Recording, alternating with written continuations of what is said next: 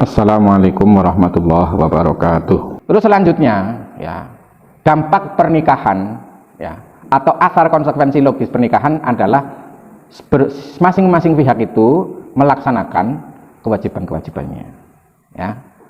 Oleh karenanya, apabila satu pihak melaksanakan kewajibannya, maka pihak lain akan mendapatkan haknya.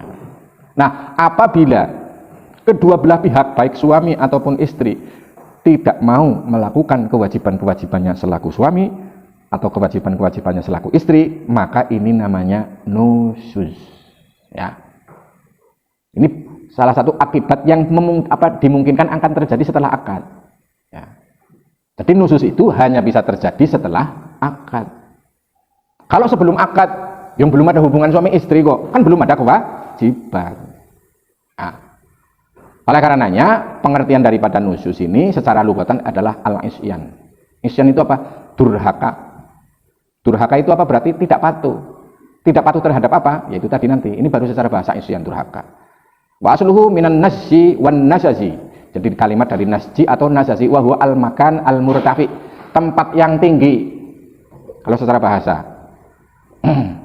Jadi kalau dalam bahasa Jawanya tingkring, ngerti tingkring?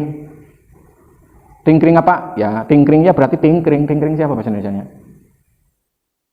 Ngadeg atau bertempat di tempat yang tinggi.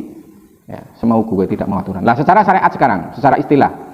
Wan nusus fil istilah yaqa'u ghaliban minal mar'ah. Secara istilah nusus ini atau durhakanya tidak mau melakukan kewajibannya itu lumrah-lumrah atau umumnya itu dari perempuan. Nah, wa nususul mar'ah isyanuha zaujaha, yaitu durhakanya istri terhadap suami. Wa ta'aliyaha amma aujaballahu 'alaiha min ta'atihi, kumaluhure, atau sombongnya istri dari melakukan kewajiban-kewajiban yang ditetapkan oleh Allah untuk taat kepada suami. Makanya Allah dalam surat An-Nisa ayat 34 berfirman wallati takhafuna nusuzahunna. Artinya ayat tatawaqqauna isyanuhunna. Apabila sudah terjadi kedurhakaan istri untuk taat kepada suami. Nah, sekarang yang kedua, syariat mensifati nusus itu apa? Hukumnya inna nusuzal mar'ati haramun. Nusus atau durhakanya perempuan itu haram. Wa huwa kabiratun minal kabair, ini termasuk dari salah satu dosa besar. Ya. Karena memang ada hadis-hadis yang menerangkan siddatin nahi anhu, sangat dicegah, dan bagi pelakunya akan diancam dengan siksa yang pedih. Ya. Begitu juga tidak cuma perempuan. Wa kadzalika nusuzul rajuli, nususnya laki-laki itu juga haram. Ya. Kenapa? Mukhalifun li husnil usratil ma'mur biha, karena bertentangan dengan tujuan pernikahan, yaitu bagusnya atau baiknya pergaulan. Terus macam-macam nusus itu seperti apa toh? Ya, ini macam-macam, banyak sekali. Contoh, bi antakhrujal mar'atu an ta'ati zaujiha. Perempuan itu sudah keluar, ya, dari taat kepada suami, durhaka kepada suami. Contoh, keluar dari rumah tanpa izin suami. Walang udhurulaha, sementara dia tidak punya uzur. Lah uzurnya bolehnya suami apa? Bolehnya istri keluar dari rumah tanpa izin suami itu berarti apa? Contoh, dia keluar kal khuruji ilal qadi li talbil haqqi minhu. Dia keluar untuk menuju qadi atau hakim menuntut hak dari suami. Contoh maring KUA karena selama ini tidak mendapatkan haknya boleh. Aulik tisabin nafaqati idza a'saru biha az-zauj, atau perempuan ini keluar dari rumah untuk mencari nafkah karena suaminya lemah dalam hal ekonomi. Itu udzur termasuk. Ya. Atau bisa, ini yang udzur ya, yang boleh keluar ya, boleh keluar istri tanpa izin suami. Awil istifta idalam yakun jazwa faqihan walam yastaqtib lahan. Atau si istri itu ingin meminta fatwa kepada seorang alim sementara suaminya tidak bisa menjelaskan masalah permasalahannya. Terus contoh daripada nusus ini ya, contoh keluar bepergian tanpa izin suami. Saya lanjutkan. Terus contoh misalnya ora gelem buka lawang. Suami pulang dari kerja, pulang dari nyambut gawe, duduk-duduk ora gelem buka lawang. Ini macam-macamnya nusus. Terus wa adami tamkiniz zauj bin nafsiha bila udrin kamarodin. Si istri tidak mau melayani suami atau tidak memungkinkan diri untuk melayani suami padahal tidak ada udzur. Atau juga wakada idza ta'aha fastaghallat bi hajatiha, ditundang ya, diceluk ora gelem buru, ya, ketungkul nyambut gawe bae ya. Au da'aha ila baiti zaujiyah farafadat wa baqiyat fi baiti ahliha, ya, utawa istri pulang ke rumahnya keluarganya, wis dicelukon bali SMS, di WA, di bel, kok kemudian berut, berik, ucul, lepas, nggak mau pulang, tetap di rumah keluarganya, itu termasuk nusyuz ya. Nah terus misalnya istri berkata kasar bagaimana? Misui bojone, ngomehi bojone, itu bagaimana, termasuk nusyuz enggak? La yuqtabaru minan nusyuzi as-satmu lahu walal idza lahu bilisan. Tidak dimasukkan dalam hal nusyuz apabila si istri satmu ke misui. Misui itu bahasa Jawa, bahasa Indonesianya berarti berkata kasar.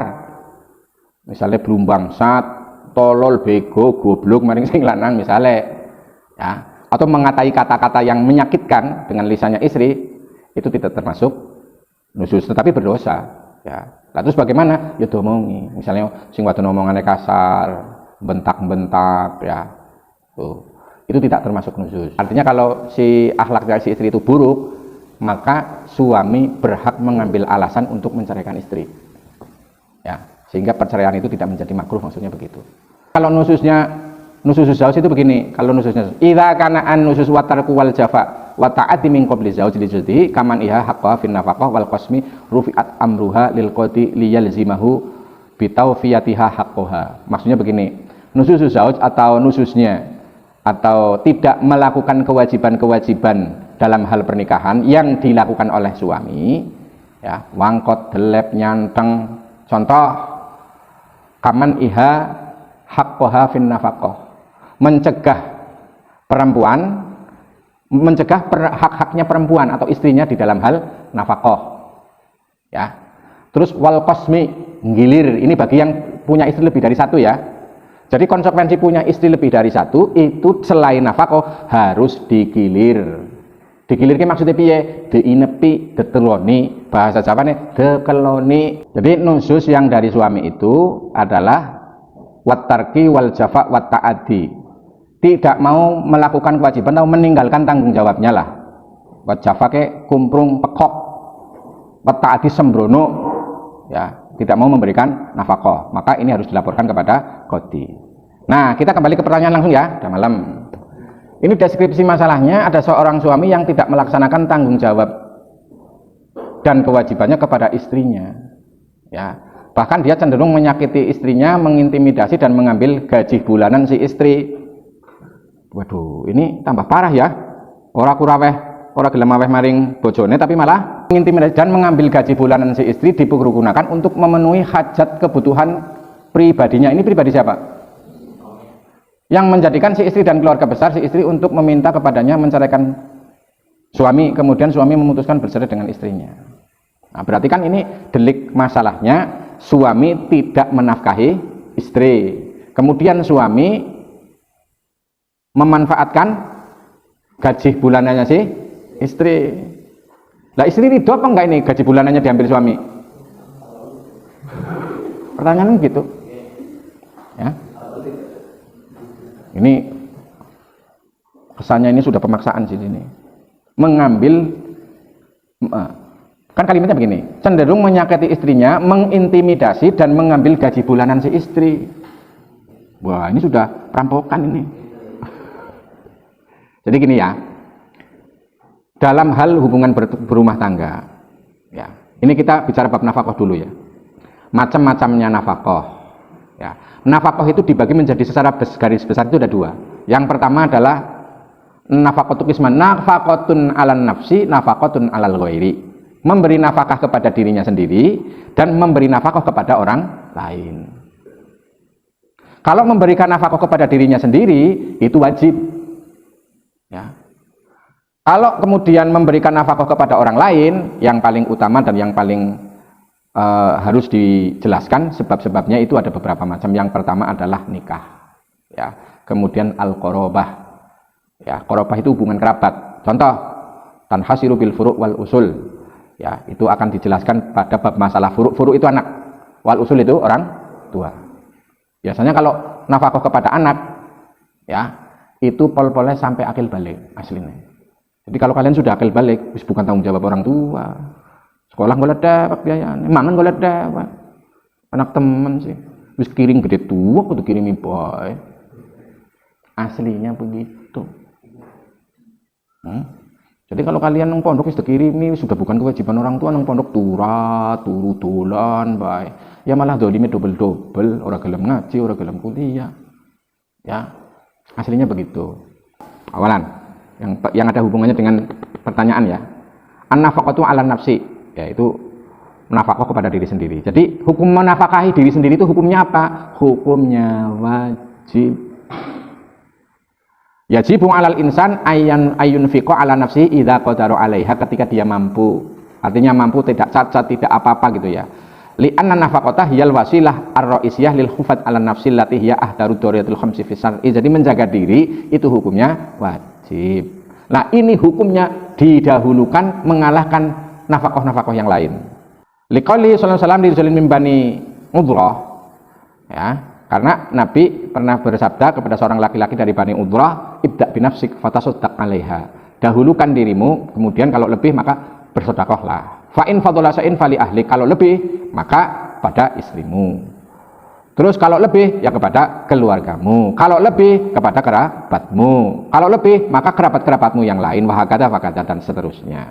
Wa nafaqatul insan 'ala nafsi innama tajibu fi malihi, bahwa menafkahi dirinya sendiri itu wajib mengambil dari hartanya atau harta yang dihasilkannya. Madama yamliku minal mal ma yunfiqu minhu 'ala nafsihi, selagi dia memiliki harta. Mulane anggar ora duwe harta dia punya kewajiban untuk bekerja. Terus yang kedua ini ya, nafaqatul ghair. Yang pertama dan utama yang harus diterangkan adalah masalah nafaqatus zaujah, yaitu menafkahi istri diwajibkan atau dibebankan kepada suami. Wahya fid darajati tsaniyah ba'da nafaqati 'ala nafsi. Ini menduduki ranking kedua setelah seseorang itu mampu menafkahi dirinya sendiri. Makanya kan perintah pernikahan itu bahwa manis tato aminkumul ba'ata falyatazawwaj. Barang siapa di antara kalian itu mampu biaya nikah dan nafkah, maka beristrilah gitu. Nah, wala tasqutu bimudi zaman. Nafkah kepada istri ini tidak bisa gugur hanya lewat waktu saja. Misalnya nafkah istri kok dia baru mampu memenuhi 1 minggu, berarti 3 minggunya dalam 1 bulan gimana? Taskut la taskut, tidak bisa jadi gugur. Bahkan kalau istri tidak terima bisa menjadi hutang ya. Dalilnya banyak ya, Alkitab, ar-rijalu qawwamuna 'alan nisa, terus kemudian ini terkait menafkahi istri, kemudian keluarga, wal walidatu yurdi'na auladahunna haulaini kamilaini liman arada ayyutima radha'a wa 'alal mauludi lahu rizquhunna wa kiswatuhunna bil ma'ruf. Nah, sekarang syarat wajib nafaqatuz zaujah 'ala zauj. Syarat yang kemudian menjadi kewajiban nafkah buat istri dibebankan pada suami itu harus memenuhi beberapa syarat. Kalau tidak, berarti gugur nafkah itu. Tata'allaqu nafaqatu zaujah bi aqdin nikah, ya. Hubungannya nafkah istri itu pertama disebabkan akad nikah, ya. Wala tajibu qabla atiqatan. Nafkah itu sama sekali tidak wajib apabila belum akad nikah. Wong durung dadi bojone kok. Walakin yustaratu li wujubiha batal aqdi atau la syaratani.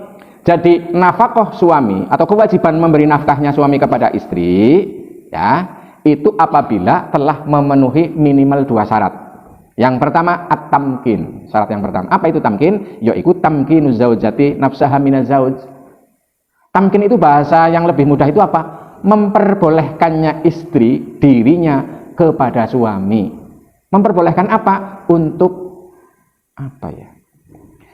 Memperbolehkannya istri kepada suami, memperbolehkan, mas silahkan saya dipakai buat senang-senang.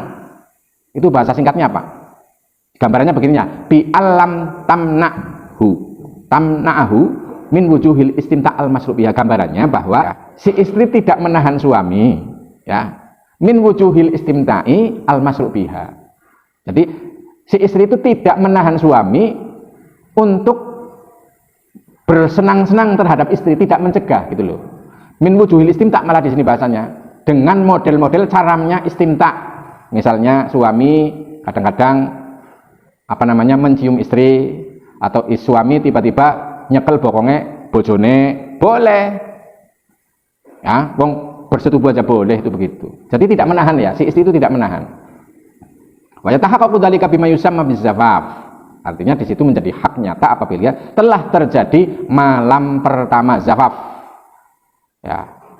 Wala yustatu al-istimta' fi'lan wal wat'i wa yaksi mujarradu tamkin ba'dal aqdi. Jadi yang dimaksud daripada istimta' secara nyata atau bersetubuh secara itu adalah cukup ya, wa yakfi mujarradu tamkin ba'dal aqdi. Cukup si istri mempersilahkan dirinya untuk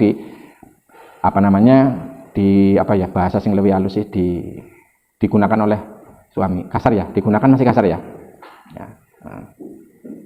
Oleh karena itu, falau mana'athu minat tamkin lam tajib nafaqatuha ala zauj walau asna al hayati zaujiyah. Oleh karenanya, apabila si istri kok menahan diri, ya, mencegah suami, tidak memungkinkan, tidak mempersiapkan dirinya untuk disetubuhi suami gitu, maka lam tajib nafaqatuha ala zauj. Nafkah tidak wajib buat bagi istri oleh suami. Suami tidak wajib menafkahi. Walau asnal hayati zaujiyah, bahkan kalau peristiwa itu terjadi selama hubungan berkeluarga atau bersuami istri, ya tidak wajib nafkah. Wong istrine ora gelem dikeloni. Jadi kalau istri tidak tidak mau dikeloni, tidak mau disetubuhi, berarti suami tidak wajib menafkahi. Itu kurangnya itu aja lah. Nah, tapi di sini ada tafsilan ya. Amma in arada minha atamkin ala wajhil muharramin minal istimta kayatiha wa hiya fil mahid la yasku haqqo fi nafaqah. Tetapi kemudian ketika istimta ya, bersenang-senangnya suami dan istri terus istri menahannya karena ada alasan syariat, contohnya dalam keadaan haid, dalam keadaan nifas, kok kemudian istri mas saya lah masih libur, masih prai ya, maka menolaknya istri karena ada alasan syara itu tidak menggugurkan nafkah. Kan tadi sudah dibilang di atas ya, di depan sudah dikatakan bahwa masih ada solusi kalau istri lagi haid, istri lagi nifas itu boleh menggunakan seluruh tubuhnya kecuali daerah antara pusar dan lutut. Itu masih boleh ya. Jadi urut-urutannya begini ya. Urut-urutannya dari akad. Kalau akad mewajibkan mahar. Ya, wajib mahar. Terus kemudian kalau sudah bersetubuh, ya, kalau sudah bersetubuh maka itu mewajibkan nafkah. Walam yunfik 'alaiha hatta dakhalat 'alaihi.